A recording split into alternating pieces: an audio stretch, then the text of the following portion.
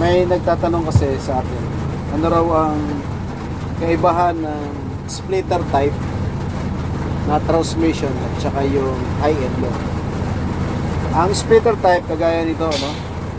Bawat gear, halimbawa, primera, low muna bago high. So mag-split ka lang, apak ka ng clutch. Yun yung splitter type. Ngayon yung high and low, ubusin mo muna yung low bago pag naubos mo na, i-high mo na, saka ka babalik. Kung yan ay 10 speed, balik ka doon sa 1 as consider 6 high na yon.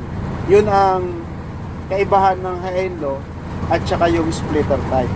So, may nagtatanong, sana nasagot ko na, no? Ulitin ko, ito po yung splitter type. Pag kumambyo ka ng primera na naka-low, abang mo lang para doon sa primera high. Tapos abang mo ng low, segunda low. Pag naikambyo mo na ng segunda low, pag bitaw mo ng clutch, pwede mo na abang, tapos napakan mo lang yung clutch. Ganon din lang yun, tuloy-tuloy lang hanggang sa maubos mo yung cambio kung gusto mo ubusin.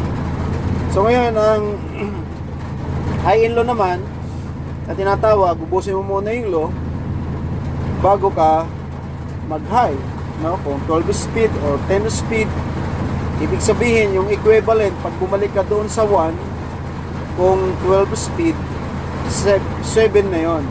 7, 8, 9, 10, 11, 12. Ganun ho yun ang pagkakaiba ng splitter type at saka yung high and low. Okay, so sana nasagot ko yung nagtatanong. Maraming salamat. God bless us all.